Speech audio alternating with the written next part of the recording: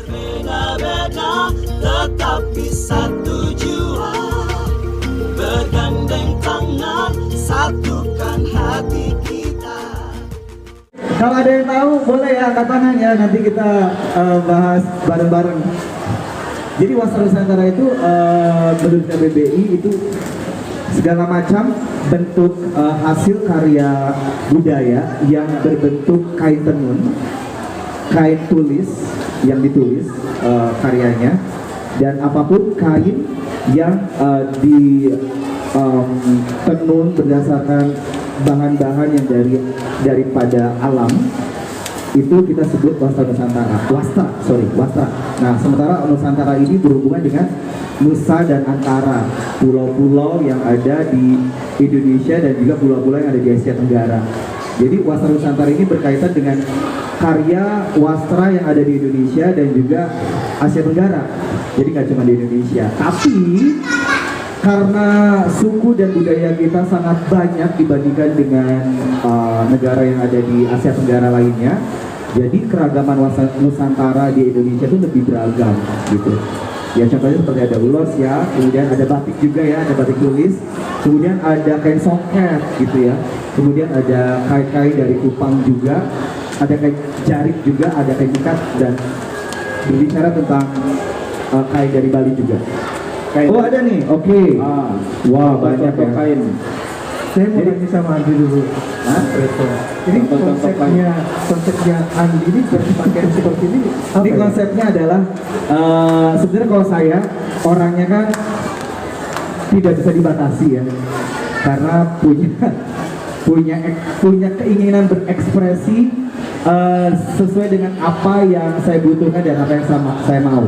Dan eksperimental gitu. Bukan eksperimental, lebih ke filosofi saya bahwa hidup saya ini harus indah yang pertama.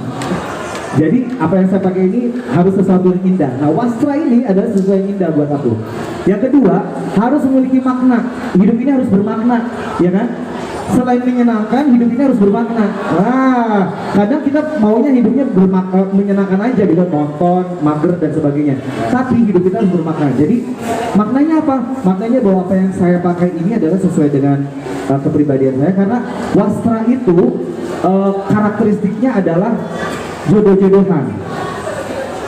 Misalnya, contohnya, saya nih suka nih wastra dari NTB ini, Sumba gitu ya. Tapi ini belum tentu cocok buat saya kalau untuk motif tertentu, menurut saya. Karena masalah ekspresi tadi. Nah, jadi ini konsepnya adalah lebih ke bahwa mungkin bisa dibilang eksperimental juga, betul. Tapi lebih ke bahwa this is my personality, bahwa aku sebagai Artesian warga Indonesia ingin mendeliver sesuatu bahwa wastra yang aku punya ini dikdaya, wastra yang aku punya ini sebagai simbol bahwa budaya bangsa aku ini kaya begitu. Karena memang kaya akan warna ya gitu ya. Ini tapi tenunannya itu ada artinya nggak kalau seperti tadi? Ada cerita betul. Ini ada. Ini sebenarnya tenunannya sama ya. Ini kepala orang. Kepala orang. Jadi lebih diperuntukkan untuk garis-garis yang tadi seperti Om Tigor katakan bahwa semuanya ada garis vertikal, betul ya, vertikal ya. Ini menghadap ke Sang Ilahi gitu ya. Jadi hidup kita ini diperuntukkan untuk bersyukur kepada Tuhan. Karena ini digunakan untuk upacara adat istiadat waktu itu. Kemudian motif yang ada di sini menandakan bahwa ini adalah human being, as we are as human being, kita sebagai manusia, bahwa we should love one another. Kita harus mengasihi, peduli satu sama lainnya gitu. Entah apapun kondisinya, mau kita suka, mau kita belum maafkan atau bagaimanapun itu, kita hidup saling berdampingan dengan satu sama lainnya. Kita makhluk sosial. Jadi di sini ada kesatuan, ada unity in diversity, Bhinneka Tunggal Ika ya. Jadi itu ada lagunya. Nanti aku mau nyanyikan lagunya ya. Judulnya Jiwa Kita. Weh, berbeda-beda tetapi satu jiwa gitu ya. Motif kedua kain ini kan agak beda. Iya, agak beda. Mirip sih sebetulnya, cuma beda warna aja. Mirip. Dan beda di motif apa namanya, kalau ini lebih ke kembang-kembang ini lebih ke bahwa kita punya kekayaan alam gitu ya. Agak mindah sedikit ya. Kalau di Om Leoni, ini kan kain lain lagi nih, sama Ya. ulos juga. Ulos, namanya ragi hotang. Karakteristiknya apa? Bedanya bagaimana? Ya, jadi seperti yang saya sampaikan tadi, orang Batak itu memang kalau sama anak itu betul-betul deh, ya. Pokoknya kalau bisa setiap hari memberi nasihat, setiap hari memberikan bimbingan, setiap hari istilahnya memberikan poda, ya. Poda itu artinya sebuah nasihat yang mendalam yang membuat orang itu nggak bisa jadi lupa bahwa bapaknya, mamanya, hidupnya adalah hanya untuk anaknya. Ya, poda ya. Poda. Nah, salah satu diantaranya nanti, ya, ini kalau untuk anak baru lahir ya, bayi. Nah, giliran nanti anaknya sudah mulai beranjak besar, kan sudah berapa tahun ya? Katakanlah nanti sudah 12 tahun, 13 tahun ya. Nah, si anak ini akan diberikan ulos yang lain. Nah, namanya ulos ragi hotang. Ini ulos ragi hotang ini warnanya merah gitu ya. Atau kalau kita bilang warnanya warna darah ya, warna darah. Karena orang Batak ini memang betul-betul kalau soal mengembara, nah dia deh tuh orang Batak ya. Orang Batak ini sebetulnya asal usulnya dari Burma, dari bagian belakang Burma ya. Nah, kira-kira di abad ke-10 mereka bergerak, mereka bermigrasi, mereka merantau naik tuh ke arah utara ke Padang Gobi di Cina ya. Habis itu menyeberang ke Taiwan, ke Formosa.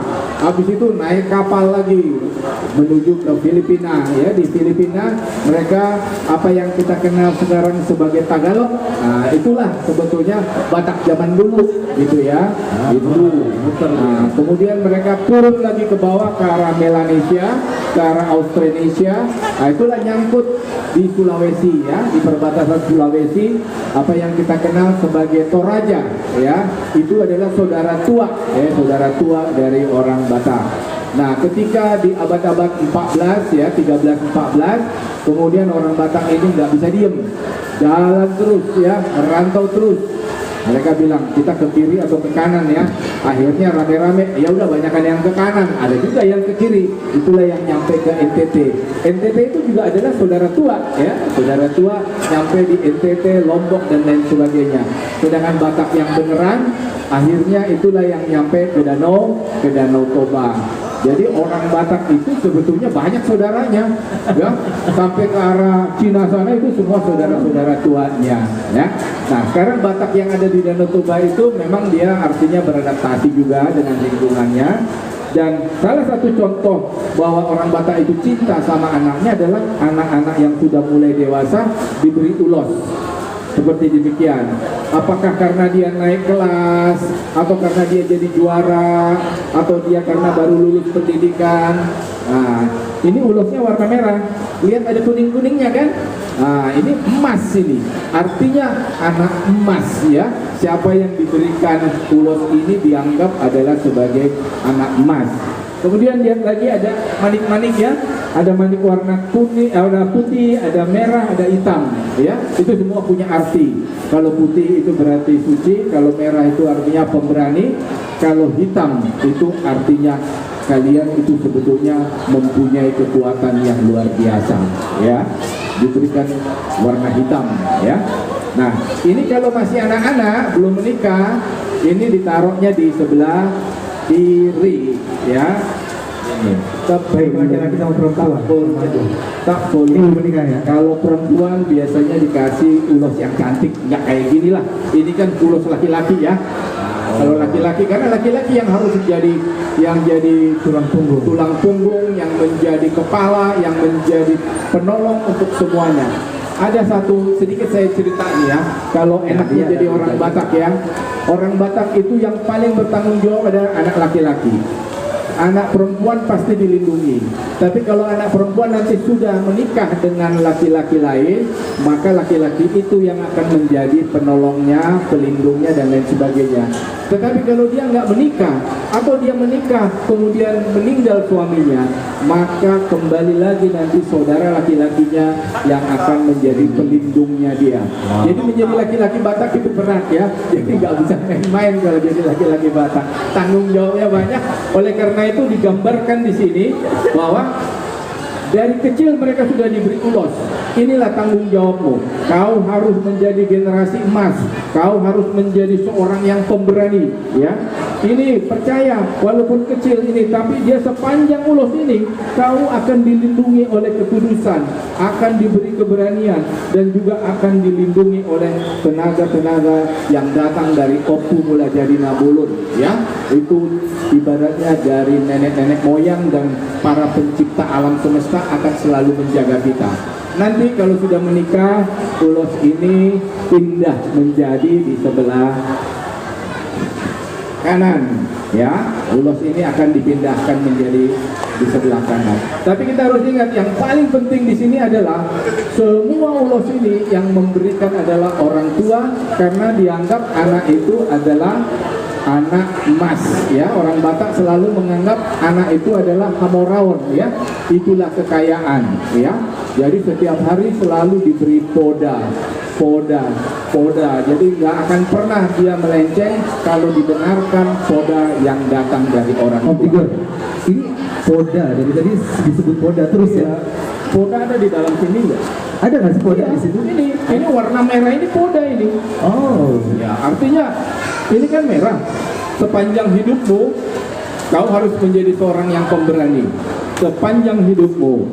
Nah, ini poda, pesan. Jadi kalau dilihat kan sebenarnya warnanya kan ada bermacam-macam ya. Ya. Hijau, biru. Tapi mayoritas ini emas, anak emas. Jadi kalau yang lain itu adalah pencerminan bahwa alam semesta itu pun juga memberikan warna dan keindahan. Hidup itu juga indah, walaupun kita harus berwarna merah terus ya. warna darahnya. Tapi kilat. Oke. Kita mau tanya Om Moto dulu deh. Ya. Om Moto, gimana sih? Iya, tadi Jelasin mengenai poda tadi tuh. Poda penting ya. Berbeda-beda tetapi satu.